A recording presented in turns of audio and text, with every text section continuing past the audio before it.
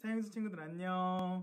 이번 주에 추석이었잖아요. 여러분 추석 때 맛있는 거 많이 먹고 가족들이랑 좋은 시간 다들 보내셨나요?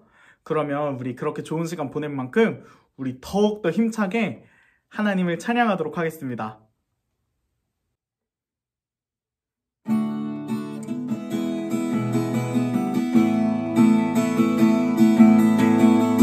온 세상 창조주, 온 세상 구원자, 모든 것 이기신 능력의 하나님. 온 세상 창조주, 온 세상 구원자, 모든 것 이기신 능력의 하나님. 모든 만물 주를 찬양해.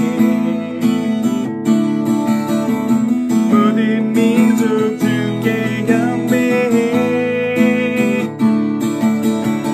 모두 승리하리, 열방 얻게 되리. 하나님께서 통치하시네. 모두 승리하리, 열방 얻게 되리. 위대하신 왕 여호와 하나님, 열방을 우리에게 주셨네. 그 명령 따라서 열방을 지하리. 하나님, 열방을 우리에게 주셨네. 그 명령 따라서 열방을 지하리. 모든 만물 주를 찬양해. 모든 민족 주께 경배해. 모두 승리하리, 열방 얻게 되리.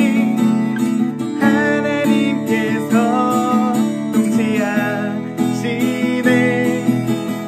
모두 승리하리, 열방 얻게 되리. 위대하신 왕 여호와 하나님, 열방을 우리에게 주셨네. 그 명령 따라서 열방을 모든 만물 주를 찬양해. 모든 민족 주께 경배해.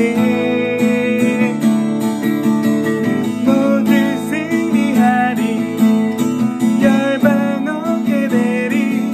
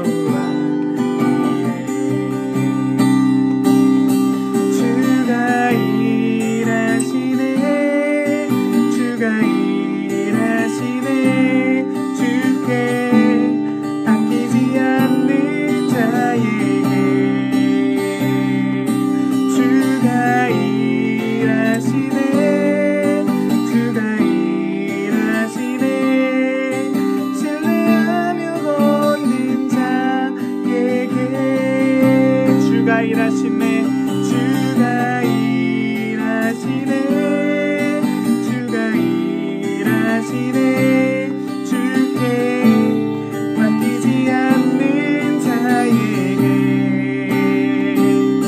주가 일하시네 주가 일하시네 신뢰하며 걷는 자에게 주가 일하시네 주가 일하시네 주가 일하시네 주께 맡기지 않는 자에게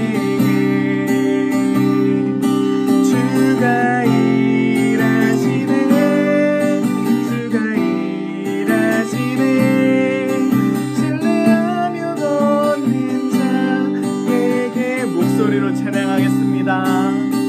주가 일하시네 주가 일하시네 주께 아끼지 않는 자에게 주가 일하시네 주가 일하시네 신뢰하며 걷는 자에게 신뢰하며 걷는 자에게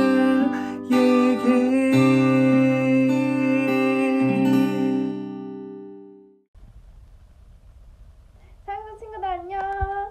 오늘 선생님이 예배 전에 말씀 듣기 전에 기도하고 시작할게요. 사랑의 하나님 감사합니다.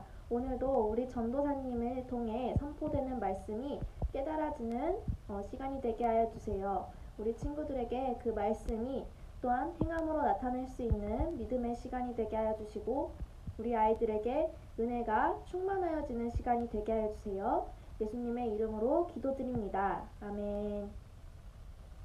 안녕하세요 사역중 친구들, 여러분 명절 잘 보내셨나요? 우리가 또 명절 끝나고 다시 새롭게 시작하는 한 주가 되었습니다. 우리 오늘은 말씀 듣기 전에 먼저 광고 여러분들께 몇 가지 좀 드리도록 하겠습니다. 먼저는 저희가 이제까지는 온라인 예배로 계속 이렇게 드렸었는데 우리가 다음 주부터는 대면 예배로 우리가 같이 드리려고 해요. 그래서 대면 예배와 또 안 되는 친구들은 같이 실시간 온라인으로 유튜브로 드릴 수 있으니까 여러분들이 오실 수 있는 친구들은 꼭 와서 같이 예배 드릴 수 있었으면 좋겠습니다.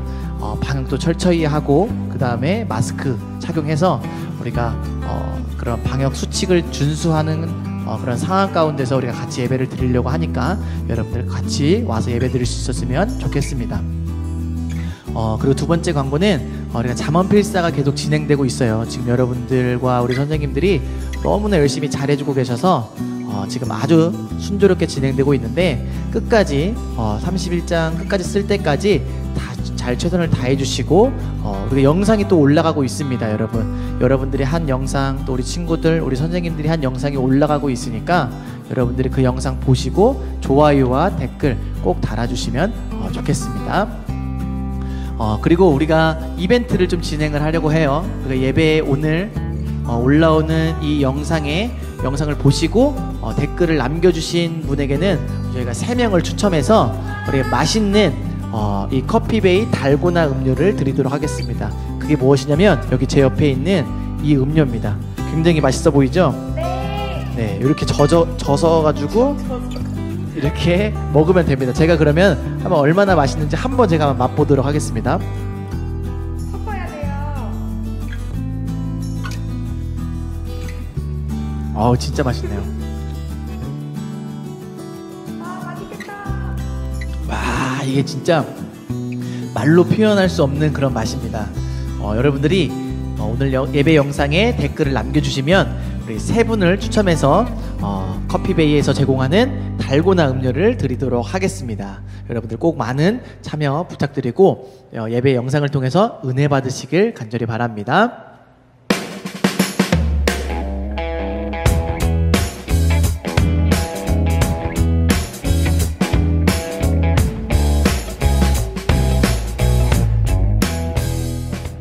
오늘 말씀은 창세기 39장 19절에서 23절까지 보도록 하겠습니다. 우리가 지난 시간까지 요셉이 보디발의 집에 노예로 팔려갔지만 하나님이 함께 하심으로 그곳에서 형통한 삶을 누렸다라고 우리가 말씀을 나누었습니다. 또 주인에게도 인정받게 되는 삶을 살게 되었죠. 요셉은 성실했고 또 하나님이 함께 하셨기에 아마 그 누구보다 자신에게 맡겨진 일에 최선을 다했을 것입니다. 또 거기에다가 젊고 외모도 멋진 우리 요셉은 많은 사람들에게 인기가 있었는데 그 중에서 보디발의 아내가 바로 이 요셉을 좋아하게 된 것이죠. 남편에 있는 여자였지만 요셉의 멋진 외모와 또 그러한 성실함을 보고 매일 밤 찾아가서 요셉에게 나와 함께 있자, 나와 함께 이 밤을 보내자 하면서 이 젊고 순수한 이 요셉을 계속 유혹하는 겁니다. 그 유혹에 넘어갈 법도 한데 요셉은 그 여주인의 요구를 거절하게 되죠. 왜 거절했죠? 그것은 바로 하나님께 죄를 지을 수가 없었기 때문입니다. 그래서 우리가 지난 시간에 어떠한 상황과 어떠한 유혹에도 요셉처럼 그러한 죄악들의 유혹을 이겨내자라는 우리가 말씀을 나누었습니다. 자신의 요구를 거절한 것에 앙심을 품은 이 보디발의 아내는 남편에게 거짓으로 요셉을 위기에 빠뜨리게 됩니다. 요셉이 자신을 유혹하고 또 자신에게 못된 짓을 하려고 했다고 거짓말을 하게 된 것이죠. 그 소리를 들은 이 보디발은 요셉을 벌을 주게 됩니다. 어떤 벌을 주게 줬을까요? 제가 생각했을 때는 그 당시의 법을 따르면 당연히 종이 그 여주인에게 이런 못된 짓을 했다면 당연히 사형일 것입니다. 그런데 요셉은 사형을 당하지 않고 오늘 보니까 감옥에 가두게 되었다라고 말씀을 하고 있습니다. 우리가 이렇게 보면은 요셉의 인생은 점점 나빠지고 점점 절망스러운 상황 가운데 가는 것을 우리는 알 수 있습니다. 처음에는 아버지의 사랑을 독차지하는 그런 사랑스러운 아들이었지만 그곳에서 또 멋진 꿈을 꾸면서 하나님의 일하심을 기대했었습니다. 그렇지만 형들의 시기와 질투로 인해서 그는 구덩이에 빠지게 되었고 또 거기에서 애굽에 이집트에 노예로 팔려가는 그런 상황까지 놓이게 되었습니다. 노예로 팔려간 그 집에서 또 하나님의 도우심과 은혜로 형통한 삶을 누리고 있었는데 그 여주인의 요구를 거절한 것에 그 여주인이 화가 나서 이 요셉을 감옥에 가게 한 것이지요. 이렇듯 요셉의 상황은 점점 더 나빠지는 것을 우리가 볼 수 있습니다. 노예 생활이 힘들기는 했어도 그곳에서는 잠도 편히 잤을 것이고 먹을 것도 마음대로 먹을 것이고 또 인정을 받았기 때문에 그곳에서의 삶이 그다지 어렵지 않았을 것이라고 저는 생각이 되어집니다. 그런데 오늘 말씀에서 이 감옥에서의 삶은 정말 비참한 삶이죠. 우리가 지금 감옥만 봐도 그런데 옛날의 감옥은 더 시설이라든가 이런 여러 가지 것들이 더 안 좋은 그런 감옥이었습니다. 사실 요셉은 처음부터 지금까지 그렇게 잘못한 것이 없었습니다. 그 아버지의 집에 있을 때에는 물론 형들에게 얄미운 짓을 하기는 했지만 그가 형들에게 정말 죽임을 당할 만한 그런 잘못을 한 적은 전혀 없었습니다. 또한 이 노예로 팔려온 곳에서도 자신의 일에 최선을 다했고 하나님께 죄를 짓지 않기 위해서 그 여주인의 요구를 거절한 것밖에 없었다라는 것입니다. 그런데 그렇게 옳게 행동을 한 요셉에게 주어진 삶은 계속해서 더 비참하고 어렵고 정말 초라한 삶이 이어지고 있었습니다. 더 이상 희망은 보이지 않았고 정말 절망 가운데에 날마다 힘겨운 삶을 살아가고 있는 요셉입니다. 만약에 저와 여러분들이 이 요셉의 상황에 놓이게 된다면 여러분 어떻게 했습니까? 그런데 오늘 말씀해 보니까 그 감옥에서도 하나님께서 요셉과 함께 하셨다라고 이렇게 기록되어 있습니다. 참 아이러니합니다. 우리가 하나님의 뜻을 생각할 때 아예 처음부터 감옥에를 안 보내시면 되지 왜 힘든 감옥에 보내셔서 그곳에서 왜 함께 하신다라고 이렇게 기록했을까요? 저는 이 요셉의 이야기를 처음 읽었을 때 하나님이 이해가 가지 않았습니다.